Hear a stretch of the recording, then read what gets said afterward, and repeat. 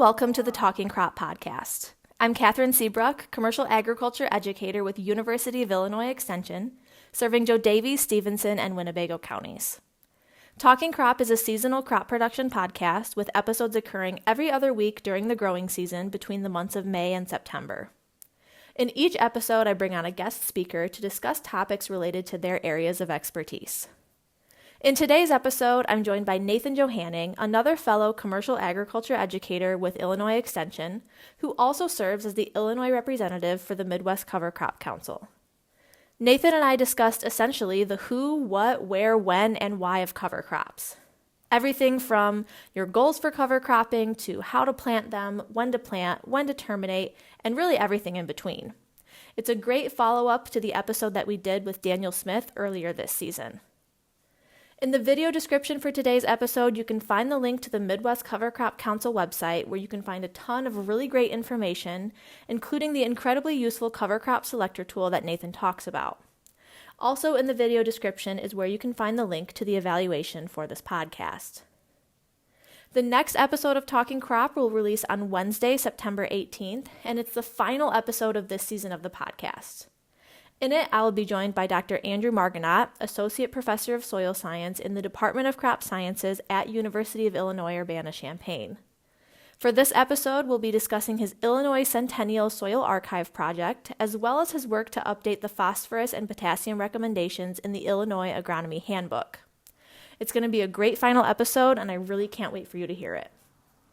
So without further ado, please enjoy this episode of Talking Crop, talking cover crop selection, planting, termination, and more with Nathan Johanning. Nathan, welcome to the Talking Crop podcast, and thank you for joining me today. I'm excited to talk to you about cover crops. I'm excited to be here, and I always love talking about cover crops. So Perfect. So we're just going to jump right into it with the questions. That's how I like to do it, kind of get down to business right away. So I've already had an episode of this season of the podcast talking about cover crops, but I wanted this to be an extension of that to talk a little bit more in depth about kind of some practical information about implementing cover crops, which I know you know a lot about. So we have the right person on with us today. And so my first question for you to start things out is, when a farmer is trying to decide if they haven't done cover crops in the past and they're trying to decide whether they should or not, what factors should go into that decision to implement a cover crop or not? I think anytime you're starting something new, it could be a new hybrid, it could be new, whatever. I think you want to look at what is your goal for that. And if you don't have a goal, then maybe look at some of the cover crop information out there and what goals are out there and see which ones you like. Is it weed management? Is it just building soil health? Is it scavenging nutrients? Et cetera. There's lots of great resources out there that have, the benefits of cover crops. So anytime someone asks me about cover crop selection, I always default to, well, what is your goal? Because all cover crops have a little different palette as to what they can do for you. So if you can't just go in and say, well, here's my prescription for what you're going to do, you need to have some goals in mind. And it's fine starting off if you don't have goals. I think maybe the first thing is to do a little research and help determine your goals. Once you have some of those goals in mind, you can fit some things that, work around that and work pretty well for you. So lots of resources out there, but I think finding your goals, and with anything starting off, don't get overwhelmed by all these 13 and 17 way mixes and other things like that. They're fine. I have, I've seen some of those. I think there is some good in moderation, especially starting off with. If you just plant one species, or maybe if some of the government programs maybe require two, just one or two, and start with that in a field. Start off small, manageable, experiment with it. If you're a little leery of it, don't jump in all however many hundreds of acres or whatever.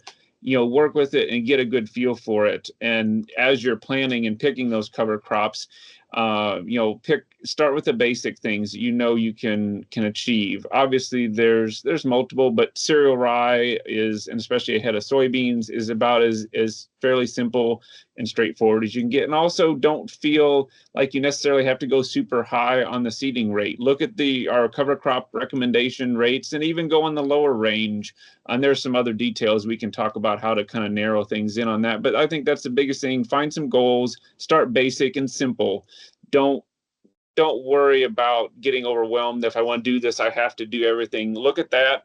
And then once you pick those, of course, also in with that plan is think about how you're going to manage it. So do I need to plan on having a burn down at a certain time of year, early, et cetera?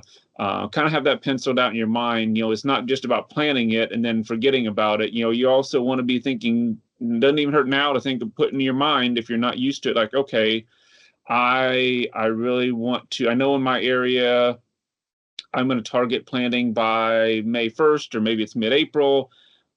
Think about, do you want to plan into it whenever it's green, or do you want to need to plan to make an application 2 weeks ahead of time and have it, more brown and crispy ahead of time? So this kind of the whole light gamut of, you're picking your goals and then just look at those kind of stair steps as you go through that season to find out where you need to make those decisions and tailor something to get you started on a good experience.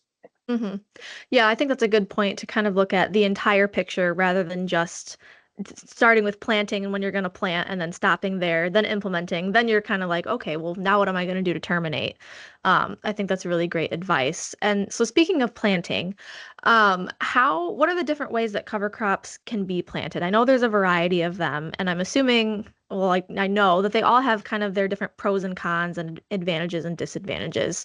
So can you speak kind of broadly about the different planting methods and, what might be better or worse depending on your situation?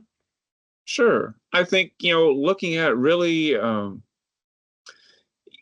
drilling your cover crops with a no-till drill is the first kind of the tried true, I guess you'd say maybe it's the gold standard as we look for a lot of things.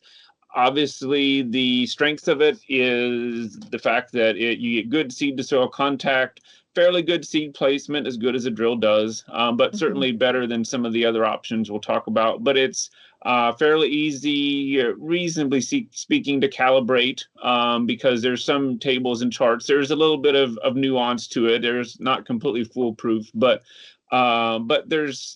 it's a good, viable method to get seed soil contact to move on. Now, the downside a little bit is that, if you don't have a drill, well, that's obviously an issue.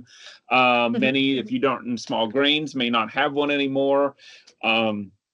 And also with that, it does take more time. The crop has to be harvested. Obviously, you can't drill through your crop prior to harvest, and that can lead to planting time issues, planting date, etc., depending on how the season and harvest is going. And it is, a little slower going. Drilling depends on your drill size, but you're probably going to spend more time per acre, drilling than you would maybe some of our other passes. You can't go maybe quite as fast, etc., cover as much ground in a pass. So that's certainly the beginning. From there, really it kind of opens up to innovation. I'm going to talk I'll speak some broad concepts, but you can almost use your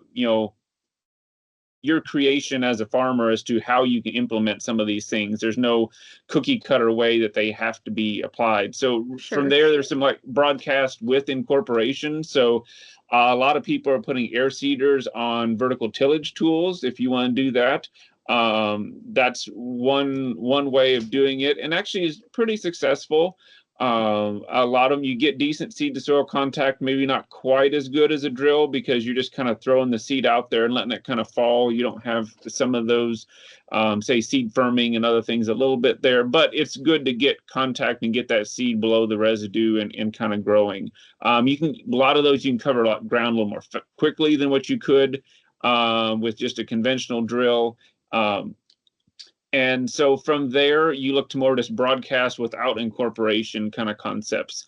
So this could be multiple things. The one way I've worked with is actually mounting air seeder on a combine header. And so you're actually air seeding underneath the header as you're harvesting, putting it so the seed is basically going out underneath the header, not so much in the back of the combine. The goal with that is, when you do it that way, is you're actually laying the seed out. As soon as you've taken that residue off, the seed's going down, and then the chopper spreads any of the residue over the top as kind of a layering effect and keeping that seed closer to the soil, versus if you're just spreading out the back of the combine. If you're spreading on, if you get on top of that residue, then it works, but the seed has to work its way down to the soil, a little more temperamental with moisture and things, because you're not quite as close to contact.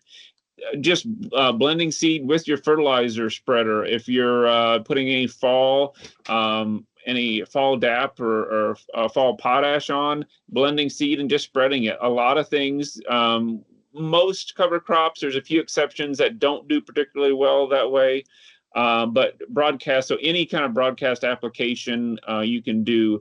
And so from there, then it goes to, airplanes, although more recently, actually, drones have become probably more prevalent. The nice thing with drones and airplanes, and also I'll throw in, there's a few people that have done like high clearance seeders, like high boys and other things mounted with Gandy air seeder units, and having drop tubes that go down into the canopy, etc. All of those last couple of things I mentioned can go into the standing crop. So you can go in, airplane, drone, high boy, whatever it may be, go in and get these started earlier. So if you're trying to if you're going to do a broadcast seeding and you can get it on before the harvest comes, a lot of times that can buy you some extra growing units for those cover crops to get established. So that's really something that I think is an area to explore. The downsides, though, to any of those broadcast or aerial type applications in the standing crop is that we're fairly dependent on moisture and rain, especially right now, at least in Southern Illinois. We're very dry. We went from very wet to now really dry. Even if you drill the seed, it's not going to come up until we get a rain. So certainly having seed laying on top of the surface, while most of it will sit there, there's always chance of predation by, insects, birds, voles. It could get just enough moisture to germinate, especially laying on the surface, say a light rain, but not enough to get it really established. In the grounds, tends to be a little more durable to that than what it is whenever it's just laying on the surface. But certainly rainfall is the big factor. And when I talk to farmers, they'll say that, some years the broadcasting and aerial application type concepts work really well. They get good establishment, and it all usually comes back to, when we get to the end of the conversation, rain. If you catch a rain after you put it out there, a decent rain that gets some good moisture inside that canopy, it can do really well. Otherwise, not so much. Another thing with some of the aerial applications, a little more so with corn, is there's that concern of getting seed that's hung up in the leaves, and so you lose a little bit of seed there. Usually we do increase our seeding rates a little bit whenever we go to any kind of broadcast versus drilled. And so we have some resources. A lot of times it might be 10 or 15% higher whenever we're doing aerial applications, where we know we're just accounting for the fact that we're doing this, but we know we're going to lose some of our seed and it's not going to all get to the soil to germinate. So I think that's some of the biggest things. If you are doing the aerial or any kind of broadcast seeding into that standing crop, make sure to try to get, this is more so on soybeans, get your seed down before all the leaves fall off. Somewhat with corn, but you want to do it usually at soybeans before you get that, or at the time you get that first yellow leaf. There's a little, and this is something you can experiment with, on your own farm and in your own, area and geography. But one of the biggest struggles on broadcasting, say in soybeans, because they have so much leaf drop, you have all the leaves off, and then you try to lay that seed in there, it just ends up laying on top of the leaves. And unless you get a really wet period, that you get enough moisture that some of that germinates and that radicle finds its way down through there. It's just hard to get consistent moisture there. Now, versus if you lay the seed down and then all the leaves fall on top of it, there's moisture there. If that seed germinates, and so long as it's not like literally covered up by a rock, it's going to find its way out, and it will work its way up and emerge out. But if the seed never gets a chance to even get to consistent moisture above the leaves, on top of the leaves that are fallen, it's harder. Again, with moisture, anything is possible, but I think the getting it down closer, as anything you think about, as close to the soil directly as you can. Sure. I like what you said earlier too about how, it doesn't have to be a cookie cutter approach, and typically it's not. Some of the examples you gave of the different, like, kind of more innovative ways to get your cover crop spread, I've heard a couple of those up in this part of the world too. Folks just kind of, they innovate and they do what works best for them to reduce, time and labor and all of that. So there are definitely ways to get it to work. And I know that some folks who are maybe on the fence about it, that's one of those barriers to implementation. So I think it's good to be able to hear that those success stories of innovating and finding ways to make it work for you. So moving forward a little bit from planting, but then talking more about cover crop varieties. You mentioned earlier about, mixes and, there are so many cover crop species and varieties out there. So how do you as a farmer decide what to use? Like, how do you know what's best? If there's so many, how do you sift through all of that? Are there any like resources that you recommend that people use, or just kind of a, like, again, not a one size fit all, but I know cereal rye is a really popular one that it's really easy to start out with. Would you recommend that, or is there something else that you kind of point folks in the direction of? So I think that cereal rye, as you mentioned and alluded to, is a great basic cover crop. I would really feel like I would put it ahead of soybeans more than I would corn. It can be done with corn. That's a whole nother topic in and of itself. But just remember, in that case, cereal rye likes nitrogen probably just as much, maybe even a little bit more than what corn does. So it can get out of hand on you, and you can end up taking nitrogen away that your corn really wants, just due to some immobilization issues even into the spring. But as far as how to choose a cover crop, certainly going to events, different things we had, if you get to see a walkthrough of someone to do a walkthrough of different species, how they're used, their timings, are they summer annuals, winter annuals, perennials, understanding those concepts is great. As a farmer, to start off with, I would direct people towards the Midwest Cover Crops Council.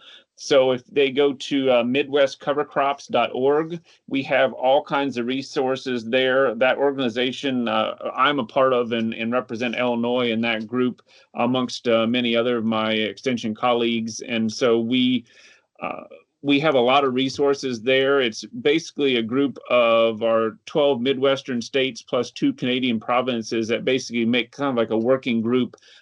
Predominantly a lot of our land grant institutions, but also we have representation from farmers, USDA and NRCS, and some of our other agencies and industry as well, that all kind of come together. And so we have a cover crop selector tool, which helps to dial in cover crop planting dates and windows, and gives you different information as far as how much to plant, et cetera, all through this selector tool. If you look at the selector tool tab on that website, just in a nutshell, enter in your state and county, and it will dial in ideal rough planting date ranges for each of these cover crop species based on your frost dates of your county. So it is specific. That's why we ask for your information for that, and it manipulates it in that way. So that way, at a basics, you want to understand, what are summer cover crops, and what are things that need to get planted early fall, and what things can get planted more of like a mid-fall time frame, maybe a little bit later. And once you see that breakdown, it does help you a lot to make sure that you're not planting a summer cover crop on the 1st of October, something that's frost sensitive. It's not going to survive even after a frost. So putting a seed out for that on October 1st is not going to be productive, versus putting out cereal rye seed might be really productive. So there's little things. That's a very crude example of that dramatic difference, but knowing that is really important. And a lot of these species are maybe they're common crops from some of them maybe 50 or 100 years ago, things that maybe we've heard about, maybe our grandparents talked about, or parents, but it's not something that we just have a good recollection of how to raise the culture and even understanding the different opportunities there, and how they grow, what's their prime growing season, etc. So that's, I think, that's if in doubt and you're not familiar with the species, use some of those resources to help learn about it. And anytime, if you're the Cover Crop Council, we try to be pretty good. It's all Midwestern based. If you're looking just broadly across, make sure you look at your geography and where your information is coming from. I love tagging, of course, in my line of work, looking at extension resources. I use extension resources from other states all the time, but you have to keep in mind, like if this is from the University of Florida, is this going to apply, say, planting dates? Are they going to apply to Northern Illinois? Probably not. Right. So just keep that in mind. Use your common sense. The states that are in kind of our general similar climate. In the Mississippi and Ohio valleys and upper Midwest. So look at some neighboring states, especially for some of their work, if you're doing searches beyond just the Cover Crop Council. But I think that's a great way. A great way to give you a foundational start, see what options are out there, and then just talking to other local farmers that are doing things. Local networking opportunities and field days is always great. Mm-hmm. Yeah, definitely. I think it's super helpful to get out there and watch it and see it in action to get a really thorough understanding of the concept. And so you mentioned a couple times about determining kind of when you should plant, and of course this will depend on your cover crop species, for example. But what are some other factors that should be considered when you're determining what your planting date might be? Well, first and foremost, your seeding method is going to be somewhat dictating your planting date. Obviously, if you're going to do anything that requires, ground field access, such as, most of the broadcast spreading and things, unless you have a high clearance application, it's going to be after harvest. Yep. So then it goes back to when is harvest. And there may be chances where, this time of year, you're trying to order cover crop seeds, get things in line. You're looking into your crystal ball and saying, when am I going to be harvesting? And there's a leap of faith. And depending on your seed commitments and how you have things arranged, I've heard of guys saying, okay, it got late, I changed my mix. Maybe it didn't completely change it upside down, but they may say, hey, I took this species out because I knew it was too late. And I think that's a valid point. Even, some things you can keep seed, or maybe they have a situation they could return some things, but there's nothing worse than kind of doing a mission where you're planting something with probably a 95% chance that species specifically is going to fail because it's later than what you anticipated and what you're hoping for. Now, sometimes you get lucky and the weather cooperates, or you get a warm fall or something, and it does still make it. But just just know that risk is out there. And if you're okay with putting out, there's nothing wrong with putting that seed out there. And occasionally, even in research, we push the envelope all the time, and we'll see things that really almost shouldn't survive or happen, but they do because of the weather and conditions. But just know that you need to kind of adapt that. And again, that selector tool has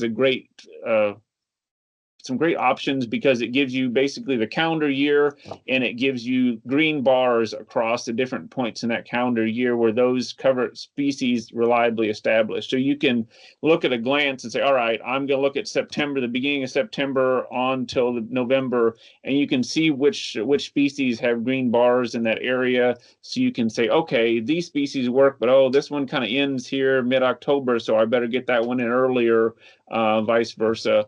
And some of those you can push the envelope maybe a little bit later. Of course, the green, and this is, you'll see in the key, and it says reliably established, so we don't want to claim reliability, too boldly, but we also try to be a little bit progressive and not just be super conservative with our dates. But I think that's, start with when you can get in the field, and then start dialing in what things are options, and then kind of go from there.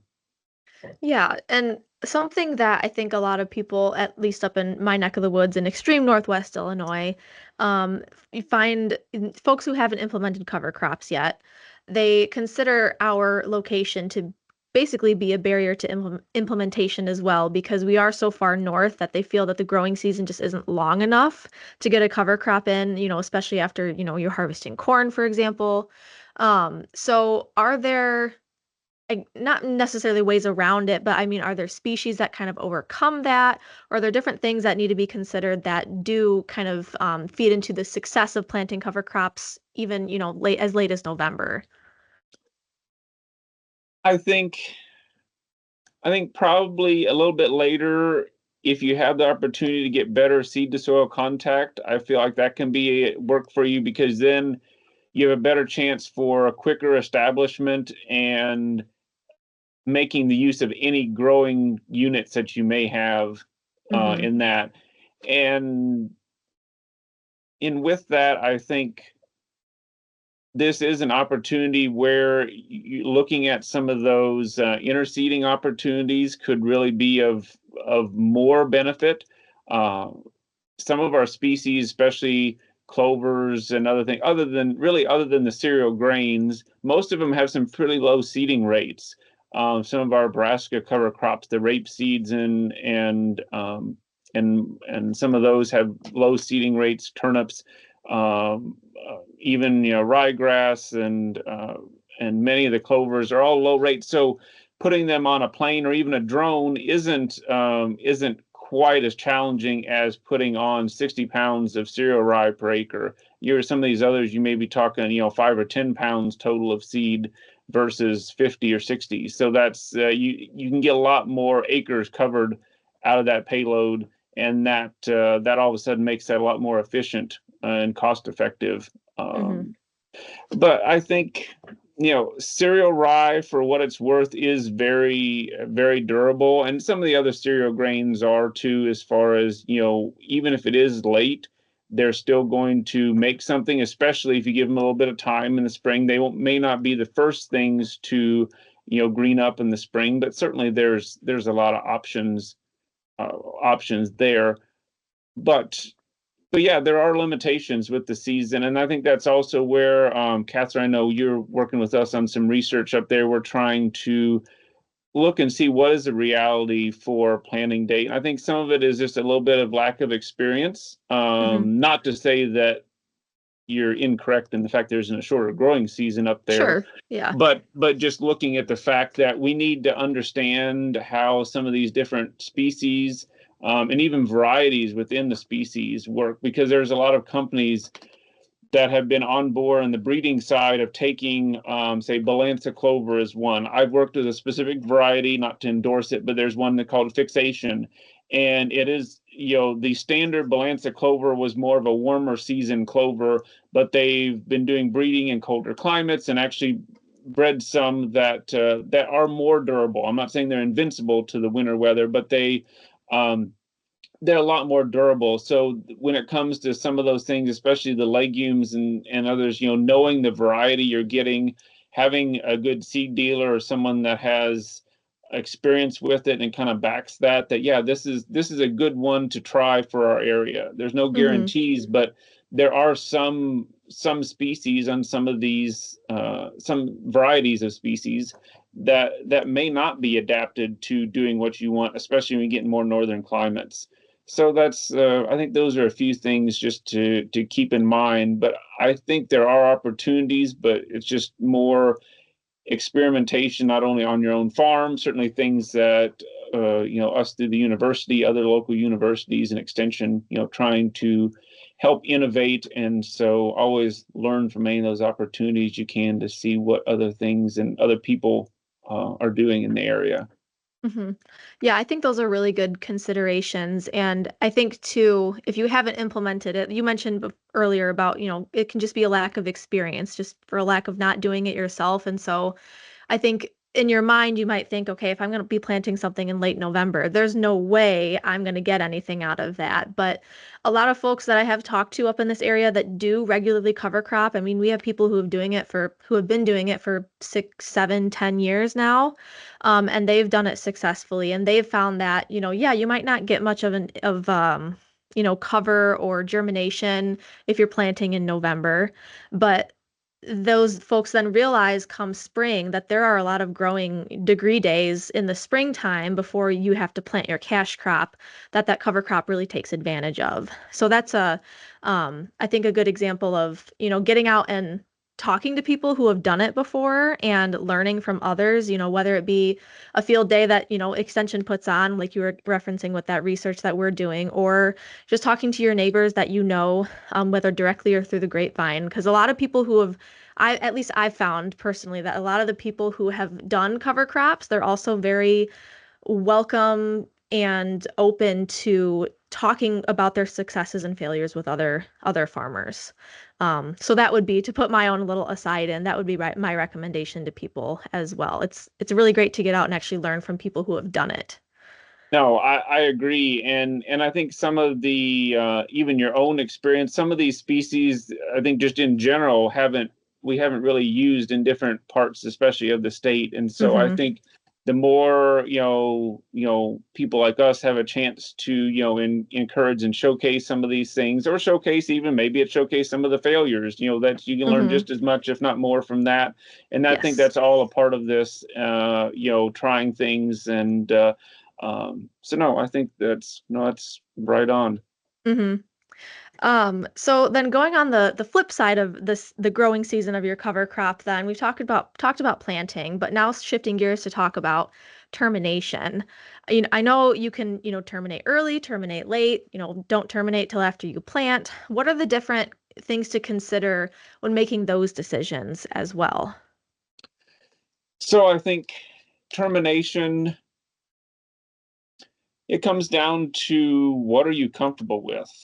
Uh, are you Have you been, say, no-tilling for a long time? You feel like you can no-till through to about anything. You're really confident in your planter and its residue management. Or are you maybe in between, like, I have a no-till planter. I haven't really pushed its capabilities that much. I want to try, but I don't know. Well, I'm just still trying to figure out, what it can do, what I'm comfortable with.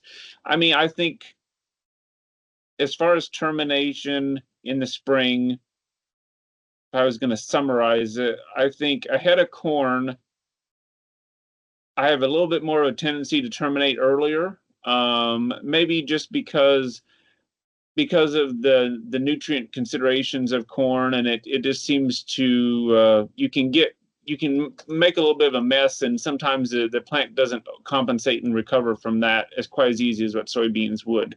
But I think as you start off with, uh, I would try it, maybe err on the earlier termination.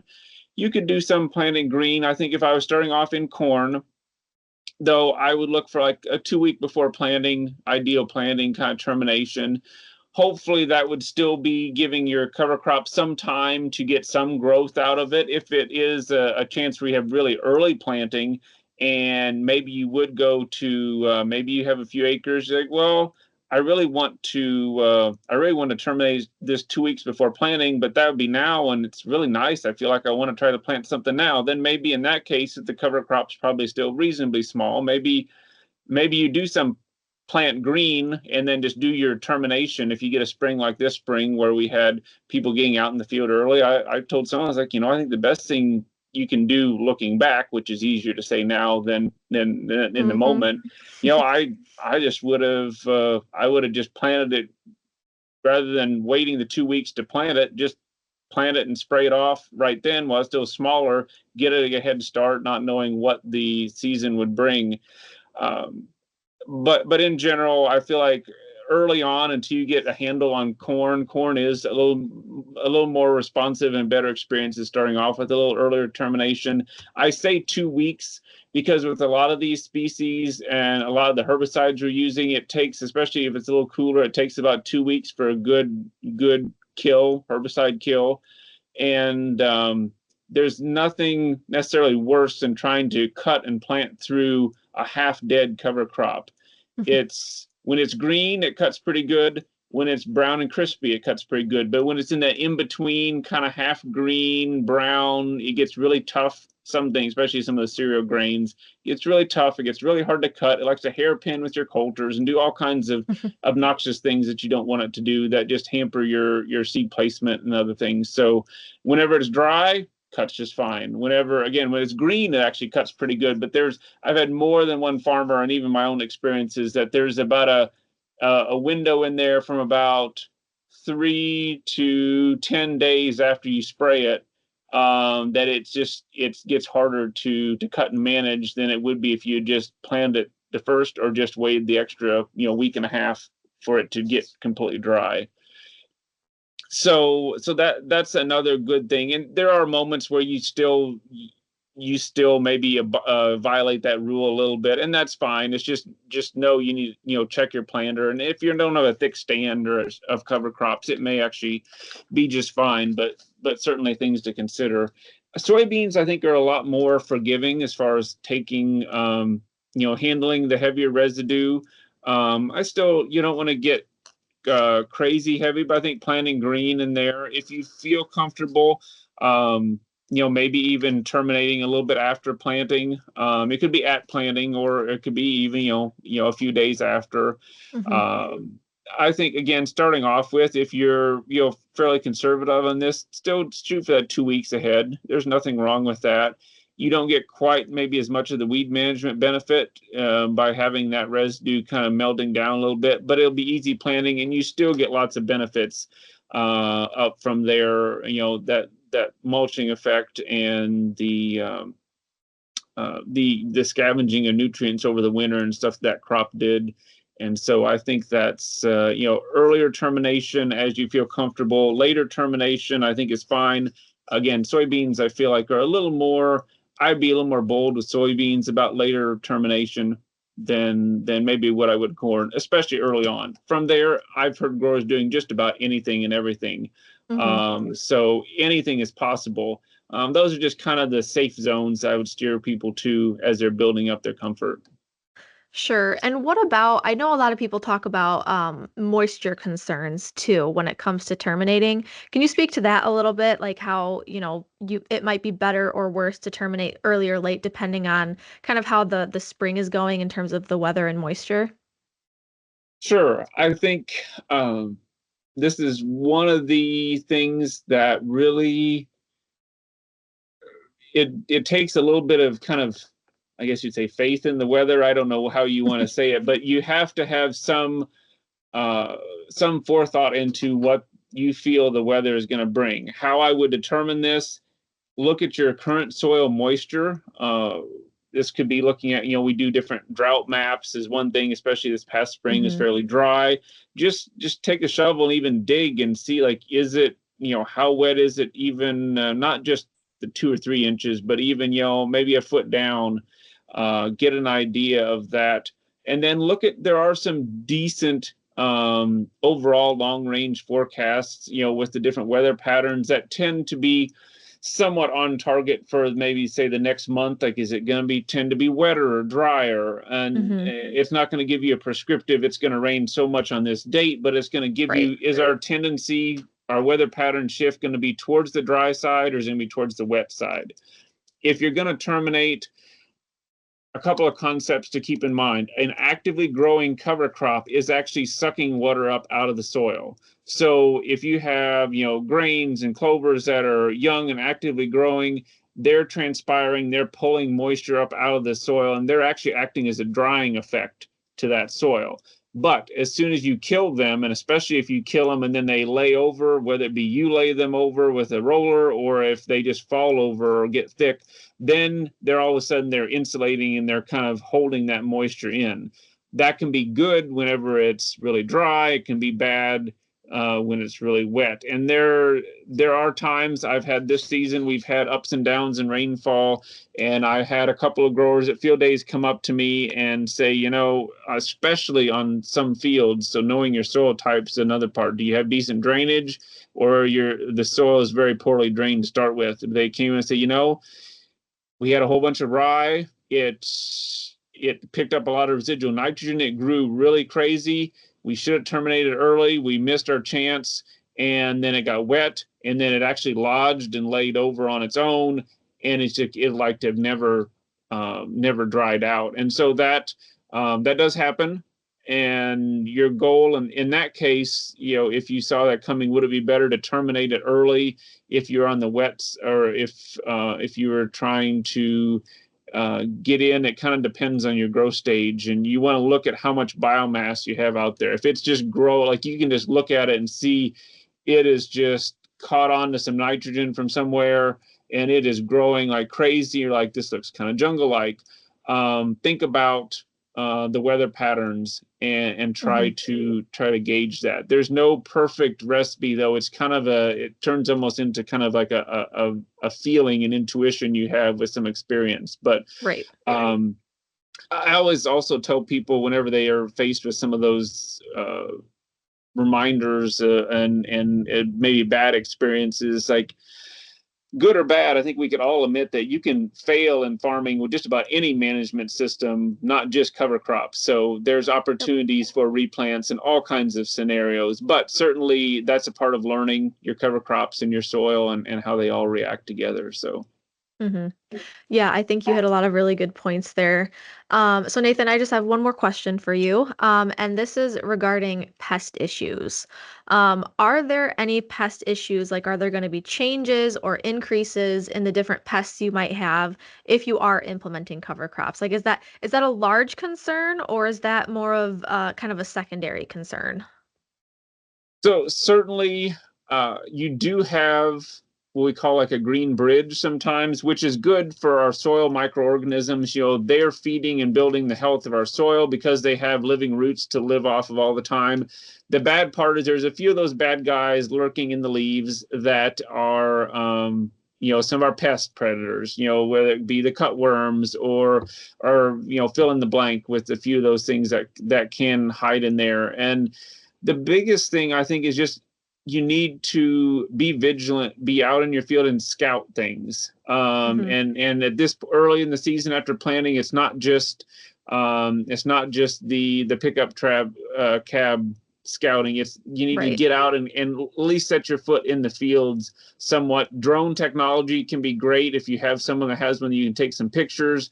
You may not be able to get the finer details, but you pick up on like patterns if you can see areas where you're not getting stand on certain areas of the field. But certainly get down, look at the plants, watch for any. Do you have are you seeing young corn plants cut off at the soil? Are you noticing any activity, insects, holes in leaves, etc.? The biggest thing, like on some of the cutworm, other thing, maybe be prepared to potentially put on an insecticide spray, potentially. But most of the time, the majority of seasons, it's not a major issue, not yield limiting or warranting any thresholds to spray, but it's something you want to be certainly aware of and not just plant it and then completely kind of walk away from it and be like, okay, well, it'll come up soon. And know that you can get some things that come in. And whether or not it's directly to the cover crop, sometimes it harbors them. Sometimes the cover crop harbors some good guys too. So slugs are often come up in soybeans. Slugs are just a tough one, and like many other things, they are when there's a bad year for slugs, it's a bad year. Other times you can see slugs in fields and it doesn't really, you'll see a few, but they aren't really damaging anything. And so that's kind of a sporadic. It's not as if you see one slug in your field, you need to stop everything and figure out some plan. So there's a lot of things that are kind of hard to diagnose, but certainly if anything, be vigilant, watch what's going on, And yeah, so on the slugs, I feel like it's one out of maybe every 10 years you get, a lot of reported issues, 10 or maybe 8 or 10 years. And then sometimes you lose a little bit of stand, but nothing that really matters. And the other, 8 years, everything works just fine. You don't have any, of those early season pest issues. So yeah, it's something I think just to be scouting for, vigilant on, and be knowledgeable about, and not just kind of assume that everything it'll be fine until you can see it 6 inches tall. Right. Yeah. You don't know until you know, right? And you won't Yeah. know until you scout. So I think that's really, really good advice. Well, Nathan, thank you so much for your time. I really appreciate you meeting with me and talking about all this. I think a lot of people will get a lot of information out of our conversation. So thanks Yeah. again. No, I'm happy to do it anytime.